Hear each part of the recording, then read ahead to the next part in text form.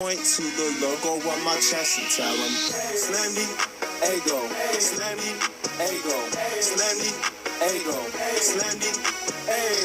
Hit it up hard, hit it with strike. From the national anthem to the bottom of the night. I'm in Slam the ego, Slam the ego, Slam the ego, Slam the ay. You already know what's up. What's that? Another home run. You should know the job ain't done till we hold that trophy up. Hey. What's up, everybody? Welcome to episode 308 of the Talking Friars podcast and YouTube show. Ben Fadden here. Thank you so much for tuning in here on this Friday morning.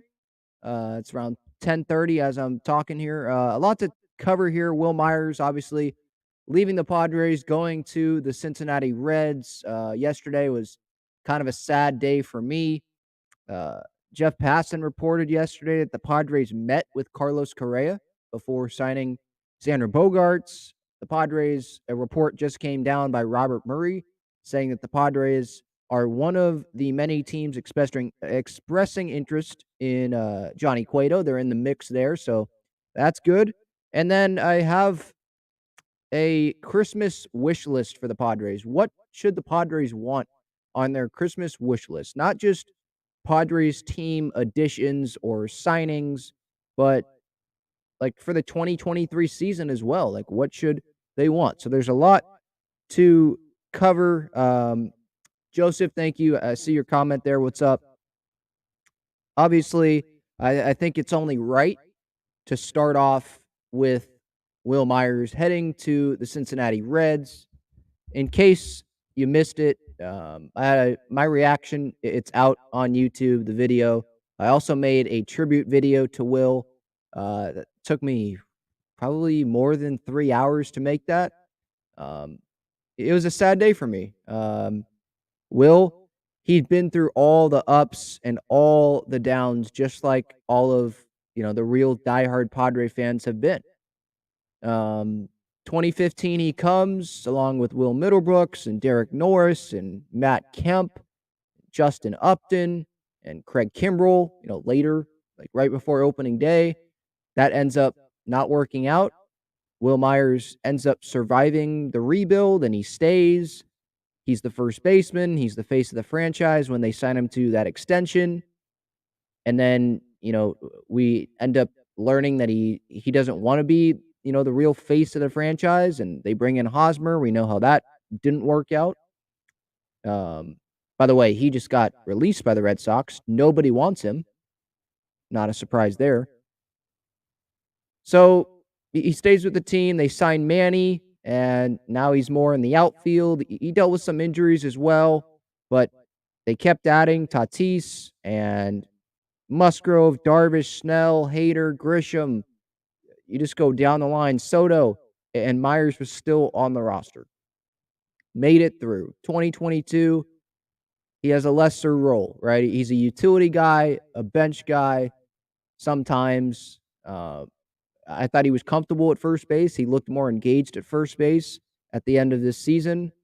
And he played some games in the postseason. They make the postseason, clinch a postseason spot at home. I know it was a loss to the White Sox, but it was at home, and that was an emotional moment for me as well.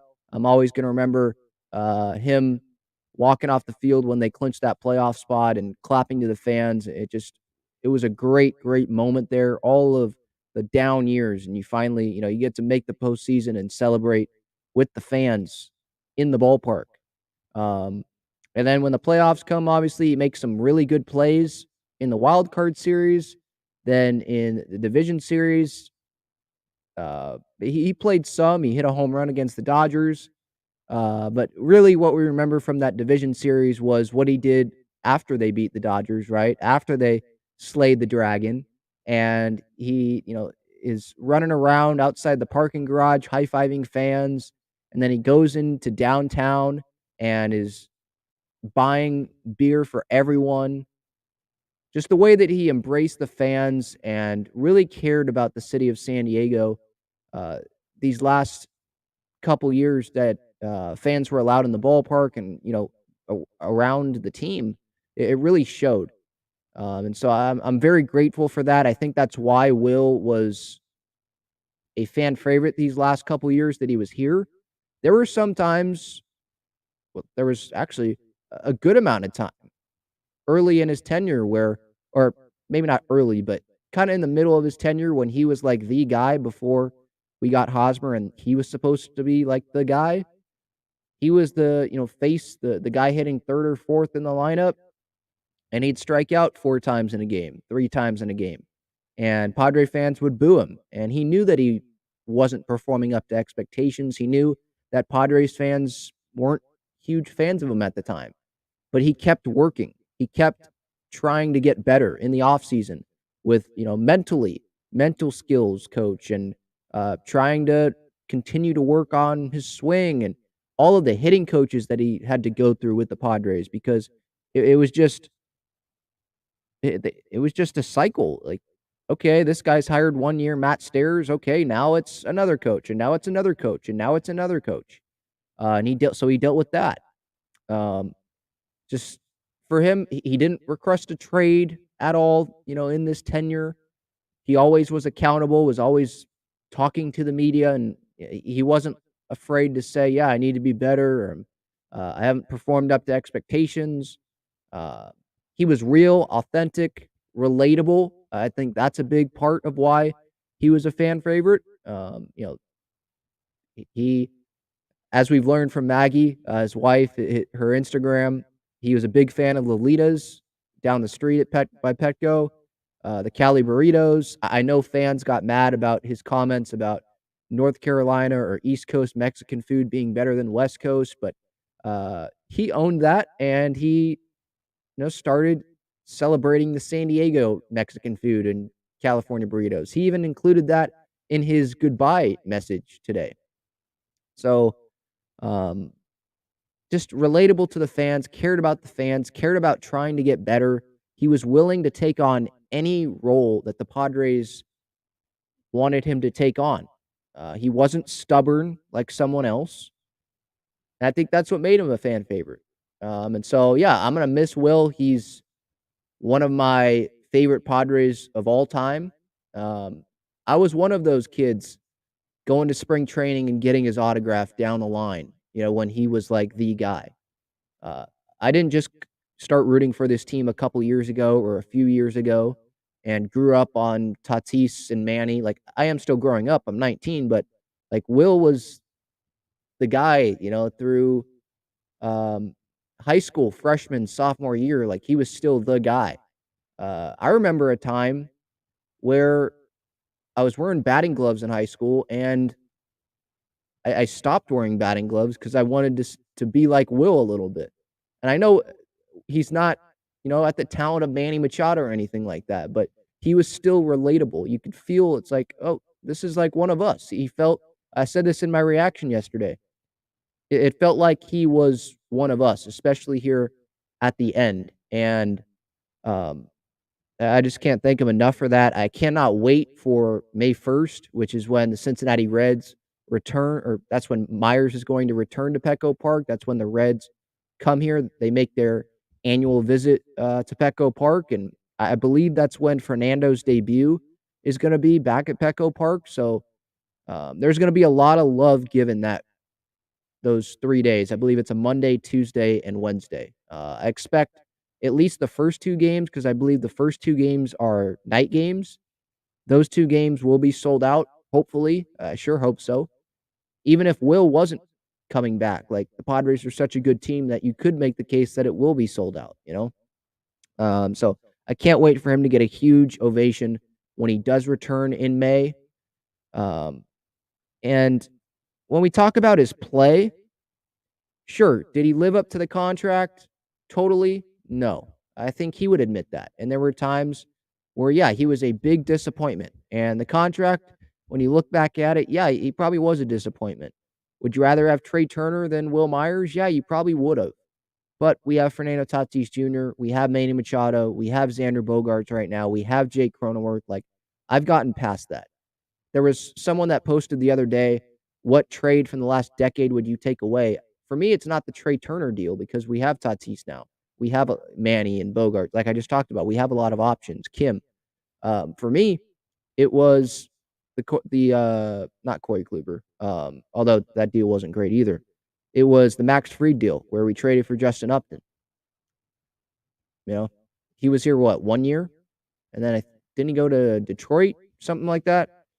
That's probably the one deal I would take away. I would not. I mean, if you had the choice, yeah, I'd love to have see what would have happened with Trey Turner on the Padres because he was a great player, but it's not like they traded for Hosmer. They traded for a great human being, a guy that cared. So I'd rather have that, if that makes sense. He had a 12.3 WAR, career WAR, according to Baseball Reference, with the Padres. He had a 5.6 WAR since 2018, according to Baseball Reference. Hosmer's WAR, including his time in Boston since 2018 when he signed with the Padres, 3.7. Again, Myers, 5.6 since 2018, the start of 2018. Hosmer, 3.7. So, no. Myers, yeah, did he underperform? Yes. But he didn't suck with the Padres. OPS over 700 every year. 700, excuse me. Yeah, I already said that. So I wanted to get that out of the way. Again, it's a 1 year, $7.5 million deal with the Cincinnati Reds, a mutual option for 2024. But I'm not going to sit here and expect Wil to be a Cincinnati Red in 2024. They're increasing his money that he's going to get in 2023 from $7.5 million to $9.5 million if he gets traded. And I think Wil maybe signed that deal because he was like, yeah, if I perform good enough, I'll get dealt. I get more money and I get to go to a contender. Yeah, sign me up. I'm fine with playing in front of 700, 800 people. That's what it feels like in Cincinnati for the first half of the season. So that brings the question, is a Wil Myers reunion in the cards? Could that be in the cards before the trade deadline? And my answer to that would be, we'll have to see. I think the Padres will have interest in doing that if they need a bat. If Matt Carpenter is hurt or he's not playing well or the bench is thin or other injuries happen, obviously you hope that they don't happen. We don't even know what the roster for the rest of this offseason is going to, or we don't know what the roster is going to look like at the end of this offseason. So it's hard to answer that question of will be back for the Padres. I'd probably lean towards no, just because it would have to be via trade, and there's probably other teams that are going to be interested in Wil. But I 100%, I guarantee you, some fans, I might be included, some fans will be saying, hey, how about Wil Myers? Let's go get Wil Myers before the trade deadline. We need another bat. Let's go get Wil. We have a great team, a World Series contender. Let's go get Myers. This guy deserves to have a World Series ring. He deserves to be in that parade by Petco Park, going into Petco Park someday. He deserves that. So yeah, let's go trade for Wil. I will probably be one of those people. Maybe that's just me with my emotions. Probably it is. But him as a bench bat, I don't think that would be the end of the world. Fast forward to before their trade deadline. So we'll see what happens on that. I think there will be other teams interested. Another thing that we can take into account here on a possible Wil Myers trade to the Padres before the trade deadline is that the Padres, they wouldn't be paying him $7.5 or $9.5 million. They'd be paying half the contract because half the contract would have already been up. So I think that would be appealing to the Padres. And what's their payroll at right now? It's well above the $233 million. So it's not like they're trying to stay under the luxury tax, or, at the time of the 2023 deadline, they're not going to be saying, we have to stay under the $233 million luxury tax. We don't want to go over. Well, no, they've already gone over, So we'll see what happens there with Wil and a possible deal to the Padres being traded back to the Padres, I do want to get to Wil's message to us Padres fans and to the city of San Diego and what his wife said, but I did want to get to some of your comments here real quick. Joseph says, Wil was one of us. El Gallo will be missed. Yeah, I agree with that. Irie says, I love Wil Myers, huge fan, but bias aside, David Dahl and Matt Carpenter are just as injury prone, if not more. They can take a chance on them, but not the heart of the team. So Irie's one of the fans that wanted him back.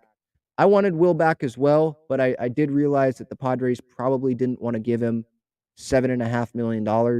They probably didn't want to even give him a possible second year on a deal. And once they signed Matt Carpenter, I didn't think Brandon Drury was going to come back. He ended up signing with the Angels that same night. And I thought that the odds of Myers returning probably weren't very large either. I thought they were slim. I was holding out hope, though, because I'm a big Wil fan. And, being a diehard Padres fan, I saw everything that he went through here. And I thought, I still think that he deserves a ring with the Padres. And hopefully he can come back at some point and do that on a trade or whatever. Again, we'll see what happens down the line. David Dahl, I don't think the Padres are banking on him being like this amazing, star outfield player or being even as good as Profar was this past season. I think they're hoping that he can bounce back and be a good bench piece. And then with Matt Carpenter, they're hoping that he can stay healthy, not foul a ball off his foot like he did this past season. Again, that Carpenter injury this past year when he was raking with the Yankees and doing super well and 15 home runs in like less than 50 games or whatever it was, that injury happened on a foul ball. That wasn't like a non-contact, "Oh, my hamstring hurts. Uh-oh, this is some worrisome," or an elbow injury while he was throwing or something. No, it was just a foul ball and tough luck. So they're hoping that Matt can stay healthy and he can have another productive year. No one's expecting him to go hit 60 home runs, right? Be on the same pace that keep that pace that he did with the Yankees this past season. But I think that the Padres are just expecting him to produce to some degree of what he did this past year with the Yankees when he was healthy. And they're expecting him to be a nice piece like Wil Myers, someone who is cheaper than Wil, but someone that can do similar things to him. But Carpenter's a lefty, Myers was a righty. They wanted to balance the lineup out a little more as well because it was righty heavy before getting Carpenter. So that's probably what played into that decision of getting Matt. Kwan asked about Lee Jung-hoo, MVP from Korea, has asked to be posted and wants to come to Major League Baseball. Ha-Sung Kim's teammate. Any thoughts? I don't have any thoughts on him. Maybe I'll have it later, but I've never heard of that guy. So that wouldn't be right for me to give thoughts on someone I don't know of. Wolfpack here says first base isn't Votto retiring. No, he's not retiring. With the Reds, Myers, he said in his press conference yesterday with the media via Zoom that he's expecting to play majority of games in the outfield, but he'll be willing to step in at first base if Joey needs a day off or whatever. Maybe he starts at first base to begin the season because Votto is recovering from surgery. He was out to end this past season. So that's where I guess he'll play some first base, but it seems like he's mostly going to play the outfield. And Profar is still available. Yep. He has not signed with anyone. Conforto signed a deal earlier today, so he is one of the options off the board. We will get to other outfield options, but I just wanted to start off here with Wil. And so I see a lot of comments about other things. So let me finish up with this Wil conversation here. And then we will get to all of that stuff, obviously. So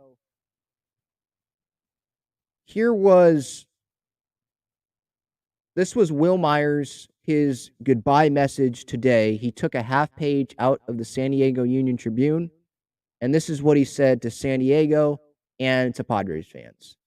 To the Padres, their fans, and the city of San Diego, Thanks for welcoming me into your home the past 8 years. It has been an amazing ride, and there are so many people to thank in uniform, in the organization, and in the community.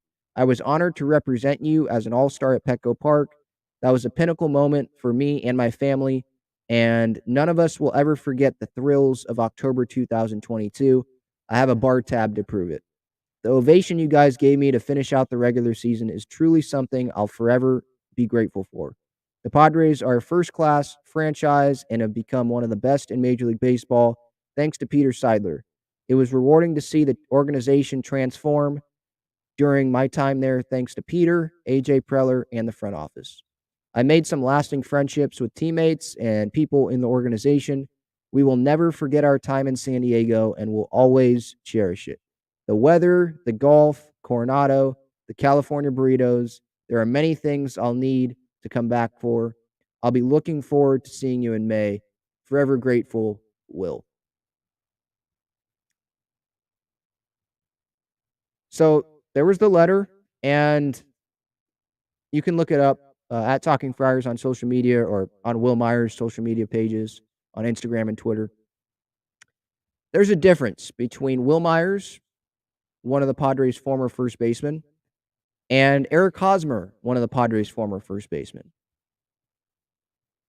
Wil Myers is a guy that cared about the fans, cared about getting better, was willing to do whatever role the Padres assigned him to if it meant that the Padres were going to go win, if it gave the Padres a better chance to go win. Eric Hosmer, it's been almost 5 months since he was dealt. He was just released by the Red Sox. No thank you message to the Padres. No public message to any fans, San Diego, the organization, nothing. What does Eric do? He goes and blocks like every Padres fan imaginable on social media. Wil, on the other hand, he pens a letter, takes time out of his day, pens a letter, puts it in the San Diego Union Tribune, pays for it to thank San Diego and the fans and be a classy human being. So don't wonder why people love Wil Myers and people don't love Eric Hosmer. They don't like Eric Hosmer. Don't wonder why. There's a it's not hard to take some time, thank the organization for giving you $144 million when other teams weren't even thinking about giving anywhere near that amount. Wil made much less than that with the Padres. He still got paid. He's good for life, but he made much less. And he kept working his butt off, and he was willing to change positions to help this team. He wasn't stubborn. So there's a difference. And Wil's wife, Maggie, I cannot say enough about what she has done these past couple days, these past few days, this whole season, during the postseason. Acknowledging Padres fans on social media. Ever since Wil made this decision to sign with the Cincinnati Reds, Maggie has been looking at every single Padres fan's messages on social media, on Instagram. If you go look at her Instagram story, it's going to take you a long time to get through that thing because there are tons of Padres fans' posts that she puts up there. She's gone through everyone. And she put out a video montage this morning of Wil and herself in that as well, and thanking San Diego. And she put together a message, a long message for Padres fans, the city of San Diego, for security guards. Something that I didn't see Eric Hosmer's significant other do. So here's Maggie's message. Padres fans, y'all know how to make some people feel loved. I have the most beautiful perspective of San Diego, and a huge reason for that is because of the warmth of this city, the fans, and the amazing families and folks that are and have been a part of the Padres organization. San Diego, to me, will always be the kindest fans, ballpark food that is undoubtedly the best in baseball, church attendees bringing Wil/Padres newspaper clippings on Sundays, crisp post-game high fives, sunsets that don't exist anywhere else, military families who, beyond the sacrifice they make, took the time to get to know and care about me, thoughtful neighbors who would drop by dinners and bring in our packages on road trips, the look on my loved ones' faces when they smell the seals in La Jolla for the first time, security guards and front office staff who, despite spending holidays and weekends away, are always genuinely happy to see you. Tortillas I just can't replicate. San Diego is a city that showed some small town folks from North Carolina lots of love, but more than anything, San Diego is a place that will always feel like home. I'm forever grateful for the incredible memories and getting to go on this roller coaster and share a few beers with such awesome folks. To every message or kind word sent our way, know I'm reading them all and just feeling so fortunate to get to share these memories with y'all. As for the future, if I know one thing's for sure, Will's going to be the same chicken tender loving, Segway driving guy he was when he rolled into Petco in 2015. And that's what I love about him. Padres fans, it will be a gift getting to see all our old friends again in May. Here's to hoping Cincinnati has white queso. That's a long message. She didn't have to do that. Wil didn't have to do that. But they did it. They took the time to care about the fan base, to care about the organization. They loved San Diego. They're classy people. That's why Wil is always going to be a fan favorite. He might not have performed all the way up to his contract. He might not have hit 30 home runs every season that he was a Padre. He might have only made the All-Star game once and didn't do so great at the home run derby. But you know what? San Diego, us Padres fans, I think we appreciate when people love us back. All the support we give them, they love us back. There's a big difference between one former first baseman from this Padres organization and another. That's all I have to say about that one. All right. So let's get to other Padres stuff. I probably have tons more that I can say about Wil, but I'm sure you guys are tired of that. I've been talking for almost a half hour about Wil already to start off this. He's one of my favorite former Padres. He was here for 8 years, so hopefully you are okay with hearing me talk about Wil there.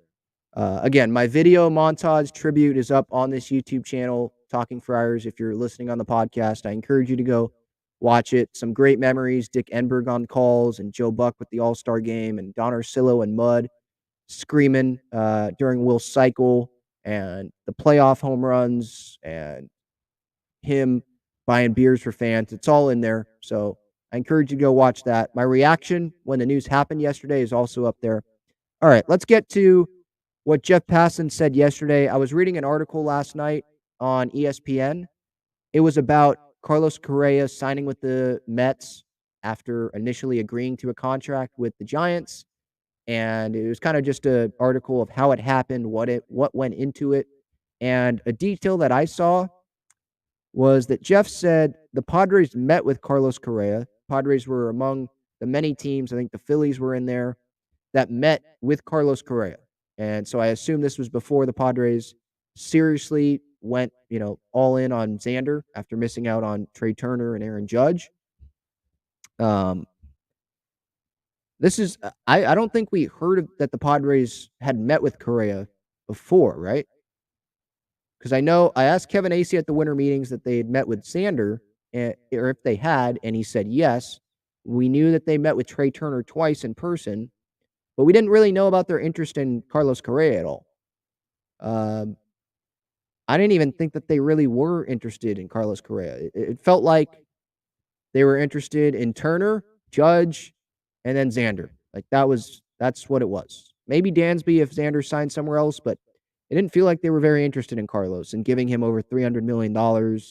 Maybe they were concerned with injury history and stuff, but they thought Xander was the better clubhouse fit. He could move different positions, stuff like that. I know Carlos can as well. But I guess my thoughts on this, I would have been fine with Carlos Correa being a Padre. I would have been happy with it.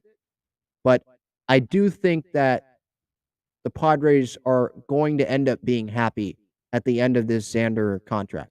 It might not look pretty at the end, but I think they're going to get a very, very productive shortstop slash infielder for these first, what, 5, 6 years? What is Xander, like 30 right now? Like they're going to get a really good Xander Bogaerts, I think, in San Diego with the lineup that he has, and Manny hopefully stays for the rest of his career, and Soto's here for a while, and Tatis and Crony. Like that's a solid group there at the top of that lineup. And pitchers can't just go pitch around Xander. Now, they might want to pitch around Soto and Manny, so they'd rather pitch to Xander, but that could be something good for the Padres. And Xander ends up having better numbers than a lot of people expect. There's some people that don't even expect Xander to hit like 15 home runs as a Padre because it's San Diego and it's not a hitter's ballpark, and he was just benefiting from Fenway Park and all that. I don't think that they realize that Xander, he's a complete hitter. He hits to all fields. Sure, his home runs are pull, but there's a lot of guys, most guys in the big leagues, their home runs are to the pull side. But he's not afraid with a runner on third or a runner on second with 2 outs or whatever to just hit a single to right field and drive in a run. Like, he's a complete hitter. He improved defensively this past season, so I think the Padres, they're going to be happy getting Xander Bogaerts. And yeah, that would have been great to have Carlos Correa as a Padre, but it's less money that they're spending on Xander. Maybe Xander ends up staying healthier than Carlos does with the Mets, and this is more money they can go spend on making sure Manny Machado's a Padre for the rest of his career, or making sure Juan Soto's a Padre for the rest of his career. So we'll see what happens there.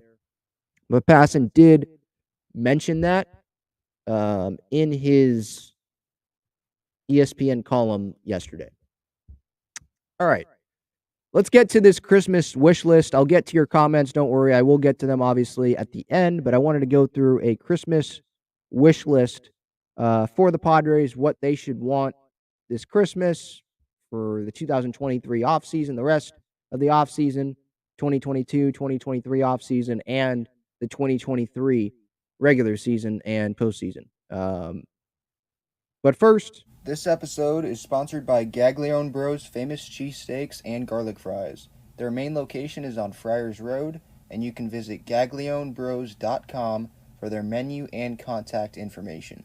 You can also enjoy their cheesesteaks and fries at Petco Park and inside Snapdragon Stadium. All right, Christmas wish list time. Merry Christmas, everyone. We're a couple days away. So here's a wish list that I put together last night, not in any order of like importance, but just things that if I were the Padres, I'd be wishing for this Christmas. So first one here, acquire a starting caliber outfielder. Profar's on the market still. David Peralta's still on the market. Chad Pinder's still on the market. Tommy Pham's still out there. I don't know how interested they are in Tommy Pham. I know Preller likes him, but do you really want to bring Tommy Pham back after didn't he threaten Padres fans this past season when he was with the Reds? So I don't think they're going to do that. But Profar's out there, Peralta, Pinder. There's some other options. Andrew McCutchen, I'd be interested in having him as like the starting left fielder until Tatis comes in and have him be a fourth outfielder. I don't think that they want to have David Dahl out there in left field or Jose Azocar out there as the starting left fielder on opening day until Tatis comes back. So that is something that should be on their wish list. Another thing, acquire another starting pitcher. The Padres are interested in Johnny Cueto, according to Robert Murray. By the time you're watching this or listening to this, maybe Johnny Cueto signed somewhere. But as I'm talking right now, I think that would be a really good fit. This guy had like a 3.5 WAR this past year for the White Sox. He was able to stay pretty healthy. I don't think that you should be expecting Johnny Cueto, if he signs with the Padres, to be Johnny Cueto of old. But I think the Padres need another veteran starting pitcher that can make starts, and they know that this starting pitcher that they get will be healthy and can be available. Because Seth Lugo, it's not a guarantee that he works out as a starter. And what if they want him in the bullpen? Do you want to rely on Morahone, who hasn't stayed healthy his whole career? You want to rely on Jay Groom, who hasn't pitched in the big leagues before? Do you want to rely on Ryan Weathers, who sucked it up last year in AAA? I obviously hope he bounces back, but no, I don't want to rely on those guys. Pedro Avila, no thanks. That doesn't give me a ton of confidence as the 5 starter. And it's not a guarantee that Snell stays healthy or Musgrove. I think Musgrove's going to stay healthy. I don't know if you guys saw this, but he was doing backflips with weights in the pool the other day. I have that video up on my social media, or just go look up, I think, Joe Musgrove's Instagram. But it's not a guarantee that starting pitchers stay healthy, so they need another one, at least. Another veteran starter.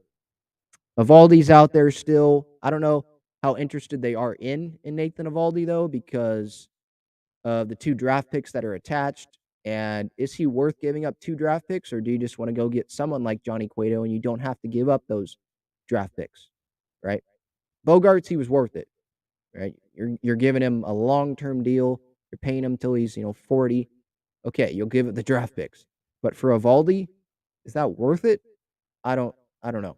I personally probably wouldn't do it. I mean, I'm not going to be like pissed off if they get Evaldi, if they land him, but at some point I think Preller's going to want to stop spending those or giving those picks away for guys that aren't elite talents. Like Evaldi right now, I don't think he's an elite pitcher.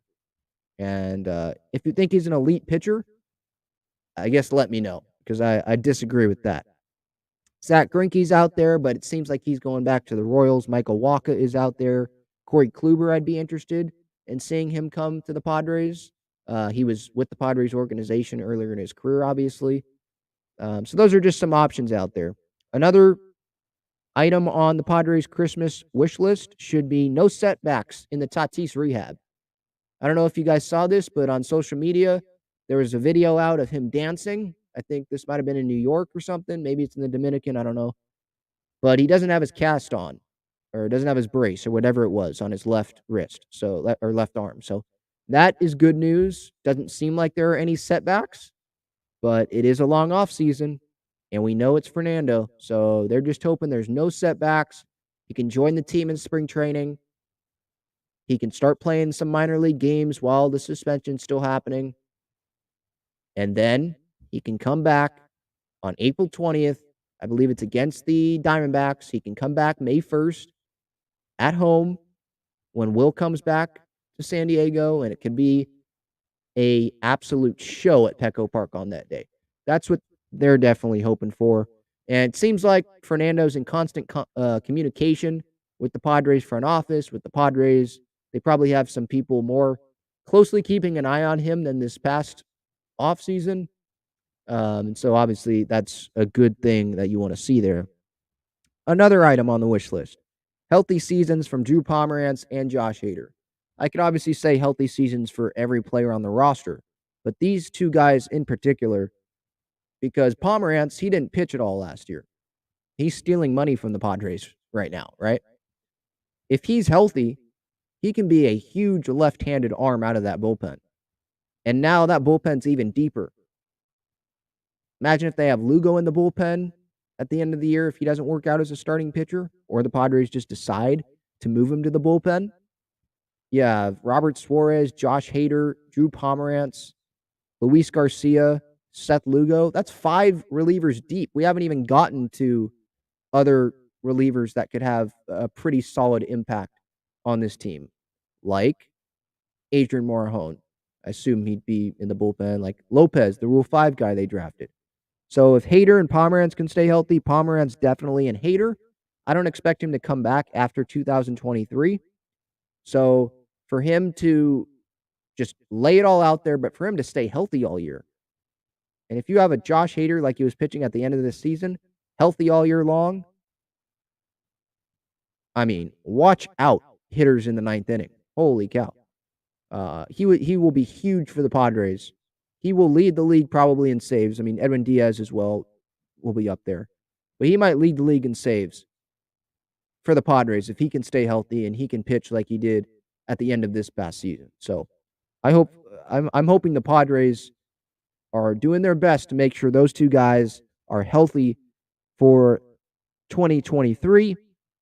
Another thing on the wish list, Seth Lugo and Nick Martinez. Let's hope they perform as starting pitchers in the rotation. Because if they don't, maybe that's good for the bullpen because they can be impact guys for the bullpen. But then you have 3 starting pitchers, and Snell, he usually starts slow in the first half. Sure, Lugo and Martinez could piggyback some guys, but you're going to be having more home start games, or you're going to be putting a lot of pressure on him.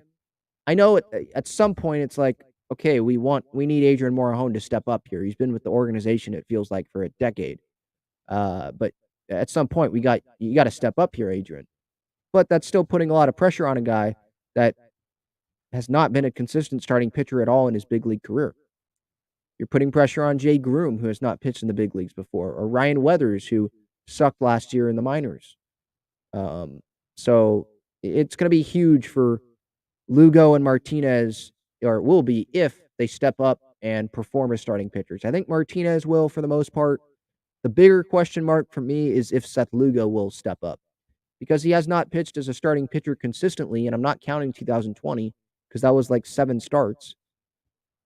But he has not performed since 2017 as a starting pitcher consistently. And he made 18 starts. Is that really consistently?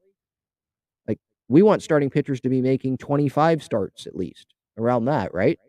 He hasn't done that in his career. So that's a question mark. But wish list item there on the Christmas wish list, Martinez and Lugo, please perform as starting pitchers there at the back end of the rotation. Another thing, Manny extension. Get that done to prevent an opt-out after 2023. That might be even higher on the wish list than some of these things that I've already mentioned, just because of how huge Manny is for this organization. I think he should have won MVP in 2022. Everyone knows my thoughts on that. But what he can do, for the long term here, it seems like he wants to be back, but it is a risk letting him go into free agency and not getting a big deal done and giving him a deal he can't refuse. Because once it gets there, you know that a team is going to be desperate and offer him what the Padres offer Judge, offer him $414 million and pay him until he's like 44 or whatever they were trying to do there, or thinking about doing. Now, Manny, if he gets there to free agency, maybe he does do what Judge did and say, no, I'm a Padre. I want to be a Padre. I'm going to be named captain. I hope that's what they do. If they get this extension done with Manny and they can avoid this opt-out and keep him Padre till he retires, through 40, 42, whatever he wants. Pay that man. Give him that contract. Maybe he does that, and he goes to free agency just to get more money from the Padres. We'll see. But that's definitely on the wish list. I don't really have to go farther into that. I think we all know how important it is for the Padres to keep Manny, because there are ripple effects if they don't. Yeah, sure. They'll probably be able to keep Soto then. Like, if they don't get Manny, then Seidler's going to go all in on Soto, because you don't give up all that money, lose Manny to lose Soto as well. But Xander's going to go play third then. You have Tatis probably at short. What are you going to do in that outfield spot? And what are you going to do with Kim? You're just going to have him as a utility guy? Are you going to trade him? What happens if Grisham doesn't perform again this season? And you have Tatis have to move to the infield as well. You're not confident in Grisham. Now you have to fill multiple spots. So there is a ripple effect here if Manny does leave. I don't think he will, but that should be on their wish list definitely, to get a contract rework done, renegotiate, get an extension done, whatever it is. That should be on the wish list for the Padres. A bounce back season for Trent Grisham should also be on the wish list. Just hit on him there. I mean, if he does perform, that's great for the Padres. They have their starting center fielder, one of the best 8-9 hitters in baseball, if that's where he hits, because of just how much talent is up at the top of the order. And if they want to trade him at the end of the season, after this season, or before the deadline, if they go bring in someone else, I don't know what their plans are. Obviously, we'll see what happens. But if he performs, then he has a higher value, right? If they trade him now, he's at his lowest value, which I think teams still value Grish with his defense and his potential, but they could get more back if Grish ends up performing, obviously, right? I still don't want to trade Grish. I want to keep him, and because I believe in him still. We saw what he could do in the postseason, and I sure think that he's motivated to prove people wrong and prove doubters wrong. Some of them are Padres fans. That like some people are doubting him, saying that he's not the starting center fielder. We need to trade this guy. He's going to want to prove those Padres fans and baseball fans in general wrong. So hopefully he has a bounce back season. I'm definitely rooting for him. And another thing for the Padres, they're hoping that the Padres fans show up. And of course, we're going to show up. I think we will. But what happens if Padres fans don't show up as much as the Padres hope? Then they're probably losing money. But that's just what they hope for, like in the front office and Eric Grupner and Seidler and stuff. But Seidler, I mean, he knows. Why do you think he spent on Bogarts, and he's been spending all this money and bringing in this elite talent, giving Preller the green light on all of these moves? Because he knows if they acquire the talent, he knows that fans are going to show up. And so therefore he will make the profit, right? It's one thing if you bring in a star player or whatever and no fans show up because the team sucks because that one player's not enough. One player's not enough to carry a team because it's baseball. But you have a collection of great players. Hader for one more year. Suarez, Martinez, Darvish, Snell, Musgrove, Manny, Soto, Tatis, Cronenworth. Keep going down the line. Bogey. Like, you have elite talent all around the team. This is like a super team. So fans are going to show up, but they still probably want to put that on their wish list because if they don't show up, then they'd probably lose money in that front office. But Seidler, he's probably willing to lose that money because he could gain it back in the postseason. And if they win a World Series, then I don't think he cares because he's trying to do something that's never been done in this city, and that is win a World Series for the Padres organization. So those are the items that I have on the Padres wish list. Let me know if I missed any of them. I probably did. Or if you have any items, maybe you didn't think I missed an item, but if you had a wish list, you'd put this on there or you'd add it to the list. I'll read through the comments and get to that. Another thing I wanted to touch on, Manaea. I did a video on this. This was a couple days ago, but he admitted that he was lazy for the Padres in 2022, and that kind of lit a fire underneath him. That he realized I can't be lazy if I want to continue pitching in the big leagues. He said something to that effect. According to Alex Pavlovich or whatever, he covers the Giants for NBC Sports Bay Area, I think. Hopefully, I got that right. That was disappointing to hear because we were relying on Sean this past season, and he was pitching in the NLCS in Game 4, obviously, and Bomel put him out there for a second inning. And I'm not saying he wasn't focused then or he was being lazy in that outing, but things stack up. If you're lazy with your diet, and according to him, that's what he was, a little bit there at times, and lazy with preparation, then it can catch up to you. And eating good for 1 week, that's not going to change, your body or how you feel immediately, right?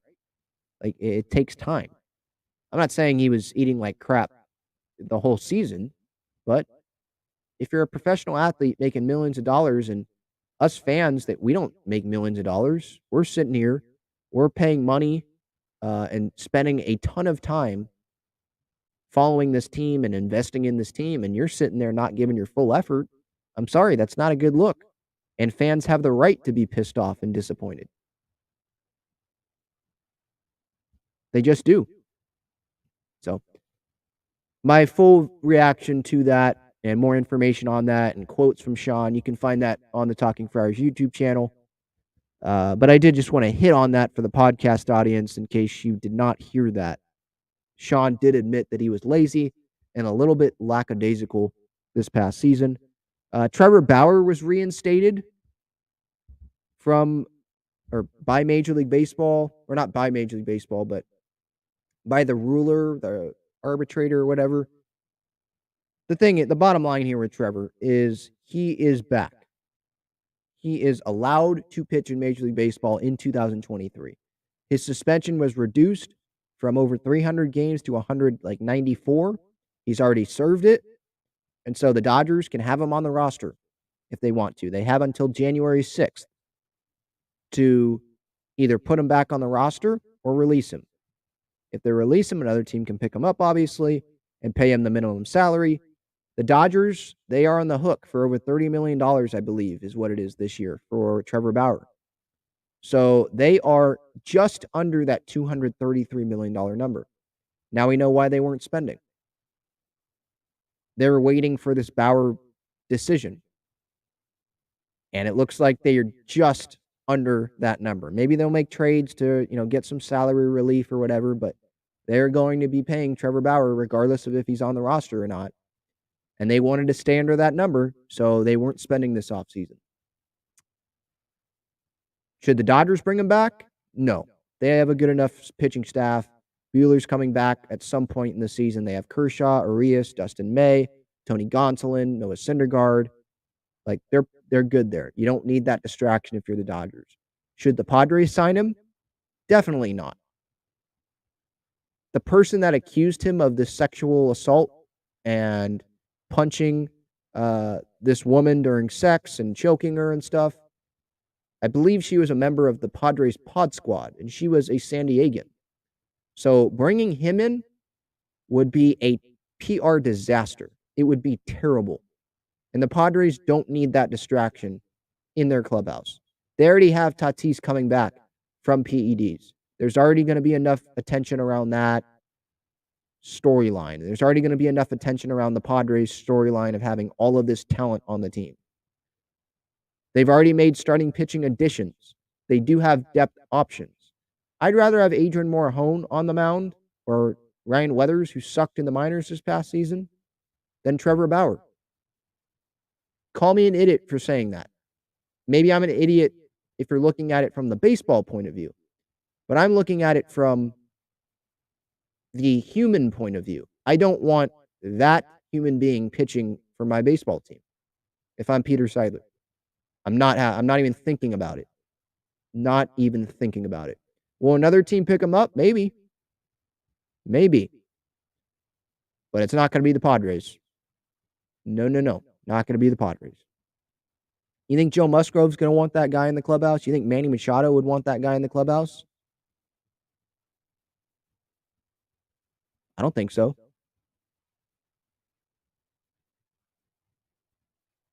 It's not happening. He's not coming to the Padres. I saw some of that discussion on Twitter last night when that announcement was made. Not happening. He is not coming to the Padres. All right. Let me get to the chat here. Just gave my take on Trevor Bauer, Wolfpack. I saw that in the comments. Joe says, is Corbin Burns a free agent next year? No. He has, I believe, 2 more years of control.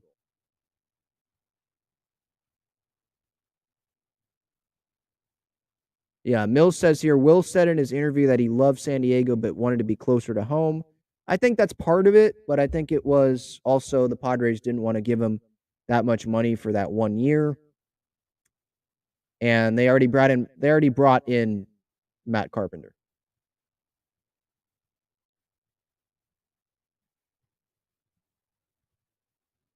Great Friend says, name 5 Wil Myers moments that led to a win. So I'm guessing you're not a fan of Will? Well, sure, I can name 5. It's pretty easy. You want me to start now? I'll start. Let's go. Let's start recently. Okay. Those Mets games with Musgrove on the mound, when Myers made those great plays down the line, when Musgrove was still pitching, those plays saved games. That led to a win. Wil Myers playing first base in the postseason. So there you go. Do you want to count that as one game? We can count that as one game, I guess. There are countless games with Wil Myers homering that ended up in wins. I remember his home run against Mad Bum on opening day. I think, was that 2019, 2018? I think it was 2019. Um, he homered to right center. That ended up, I believe, in a win.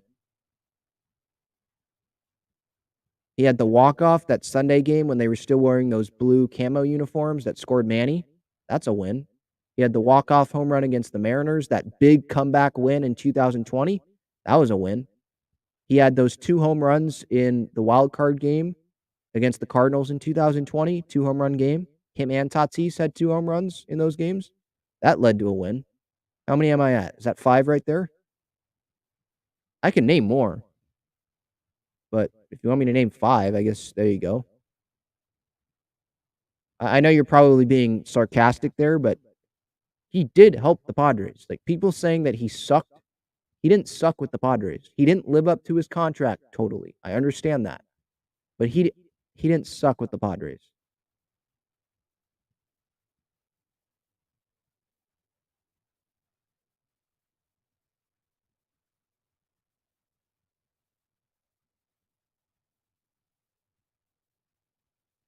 Mills says any Padres fan that doesn't want Bauer is nuts.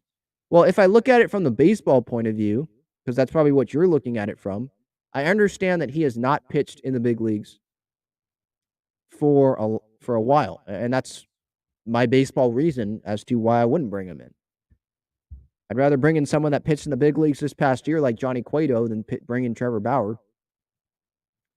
And from the baseball point of view, you're probably looking at it from, hey, this guy was a great pitcher before all this happened. Let's bring him in. That would be great for the Padres. That would improve their chances of winning. I already believe in this current group of players. Like, I want them to add a starting pitcher, but they already have the great starting pitchers on the roster that will help them in the postseason. Trevor Bauer is not a guarantee to pitch as well as Joe Musgrove or Blake Snell or Yu Darvish or even Nick Martinez. We don't know what he's going to do. So I'm not going to have that headache in the clubhouse, have him vlogging in the clubhouse and all that. Just create more drama and more unneeded attention, I guess you could say, on the Padres than what's already going to be on the Padres this coming season. I don't want him. That's my opinion on it.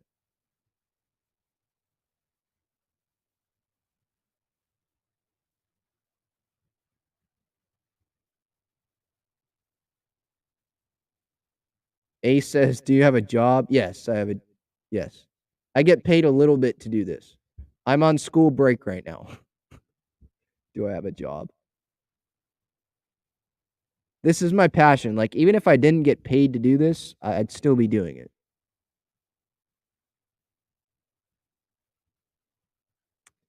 M. Garza says Hosmer is what he is, a douchebag. I, you said it, I didn't, but I kind of agree there. Yeah. Was anyone surprised about the Manaea news? Yes, I was surprised that he would just go admit that. I guess you have to give props to him for admitting it, but it's a it's a really, really bad look. And for him to go get 12 million, what, 12 million a year? That's what it was from the Giants, something like that.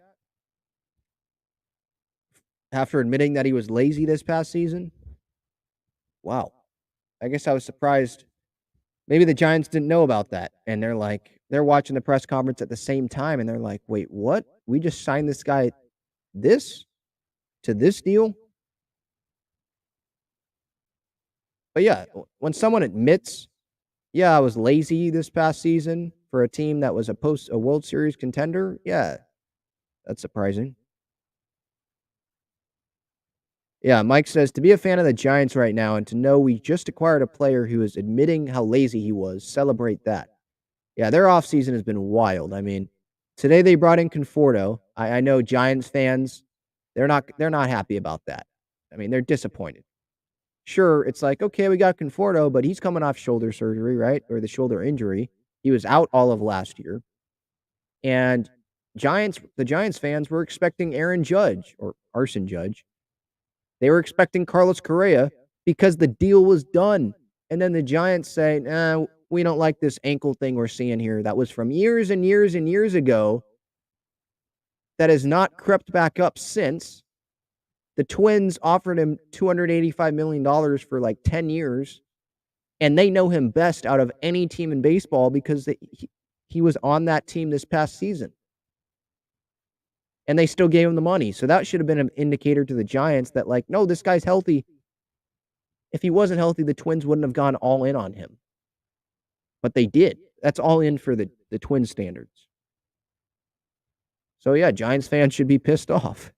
So they go from Aaron Judge to getting Carlos Correa to, we have our additions are Mitch Haniger, Michael Conforto, Sean Manaea, and Ross Stripling. Maybe they'll be fighting for, like, the last wild card spot if a bunch of these teams above them don't stay healthy. But, yeah, Giants fans, it sucks to be you guys, I guess. But you did have 3 World Series titles in, like, 6, 7 years this past decade, right? So or past, like, 12 years, so 13 years. So I think you'll live.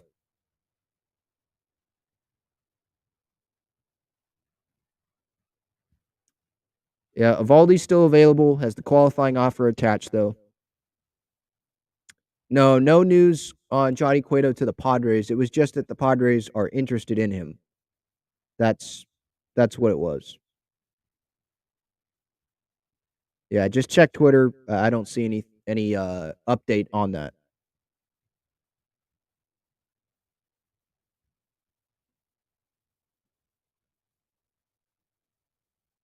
Winning tennis says Bauer is not the guy we want. Yeah, I agree.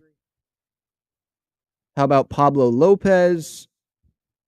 I'd be interested in him, but I think the Padres would have to give up a lot. I don't know what the Marlins want for Pablo Lopez, but it seems like they're definitely willing to trade him. They have interest in Cueto as well. I think they want Cueto as like Lopez's replacement. So if they deal Lopez, they sign Cueto just to come into the rotation, and they get back stuff. So they probably view that as a win. Lopez, I believe, has 2 years left on his contract. Yeah, that would make the Padres rotation better, but what would they be giving up for that? Would they be giving up Grisham and Kim? They, I don't think that would cost them Merrill. Lopez is not on like Brian Reynolds level or Corbin Burns or Brandon Woodruff's level, but he's still a really impact pitcher.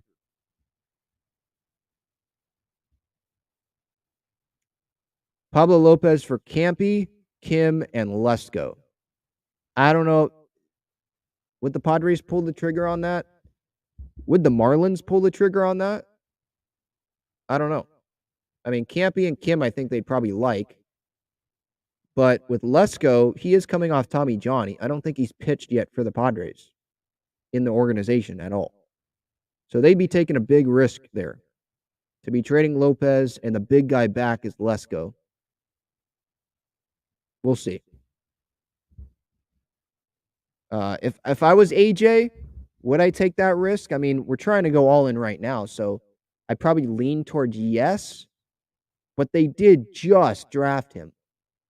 AJ, he usually drafts guys and then he waits a year, 2 years to see what they are, build up that stock even more, and then deal them. I don't know how much stock he probably has a lot of stock because he's young and all that, but he is coming off the surgery uh, as a high schooler, so that would be a risk for the Marlins.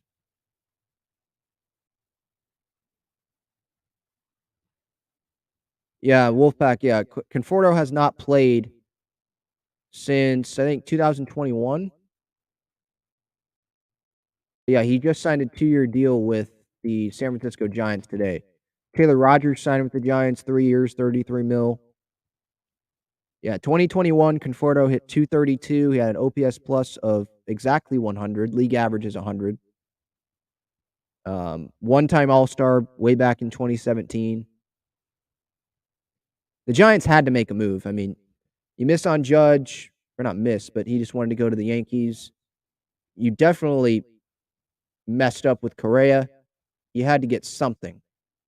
But Giants fans, they're probably like, all right, that's fine. But I mean, I'd rather have Conforto than no one. But we were promised Correa, and now we don't have him. Like, this offseason's a failure, probably, I would think, if you go ask Giants fans, regardless of what the offseason at the end looks like going into spring training.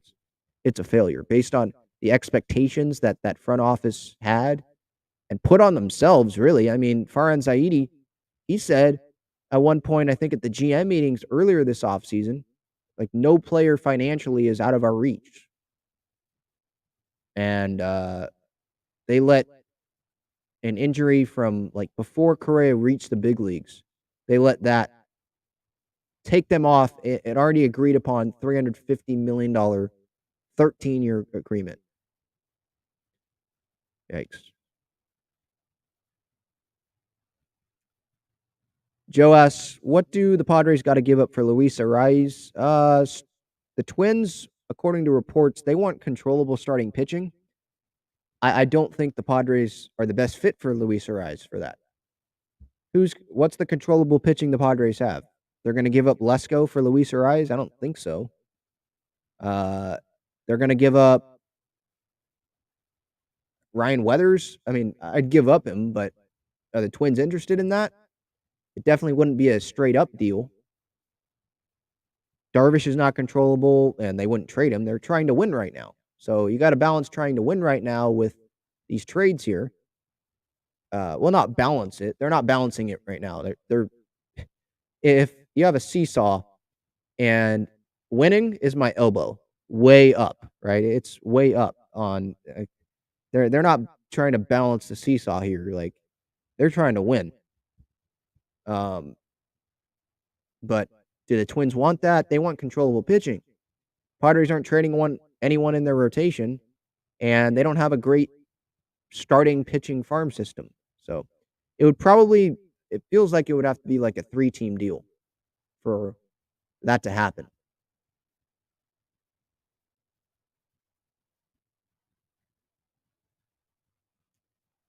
Gil says the only one they're not trading is Ethan Salas, Preller's crown jewel. But yeah, I don't see them trading Lesko either. Everyone else is fair game.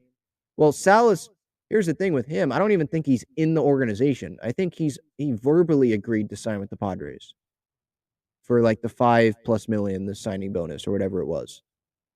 So he's not in the organization. So they can't even trade him. I think it's sometime in January is when he can actually sign.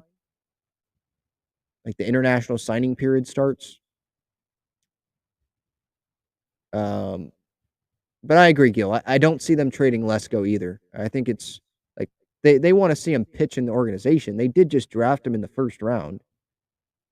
And at some point, you want young, controllable starters to be in the rotation, right? So you can go spend elsewhere. Or if you don't spend elsewhere, you know you're going to have bigger contracts anyway on the team. So at some point, I don't think they're going to just continue trading their young, great starting pitching. At some point, you got to have them in the system and develop them and have them actually impact you for multiple seasons at the big league level. Irie says if the Dodgers go for Brian Reynolds, we can't let that happen, especially AJ. AJ likes Brian Reynolds. Keep the Dodgers down just this 1 year at least. LOL. I don't think it would be smart for AJ to go acquire Brian Reynolds so that the Dodgers don't get him. Like the Padres, they already have a great team right now. You don't want to be making a trade for someone you don't really love. If you love Brian Reynolds, okay. But if you don't love him and you're just making the deal so the Dodgers don't get him, that's not smart. That's probably going to backfire. And the Pirates, like I've said for a while now, that they're asking for a ton in this Brian Reynolds discussions, or if they're even having discussions. I think they're having some discussions with the Yankees. I saw a report about that the other day. I think it was from John Morosi of MLB Network. So they're having discussions, but some person in baseball, I think, told Ken Rosenthal this past week or last couple weeks, sometime in the last couple weeks, that they're asking for a Soto-like package for Brian Reynolds. That the Padres shouldn't even touch that. Do they? And they don't even have that in the system anymore because they did that for Soto.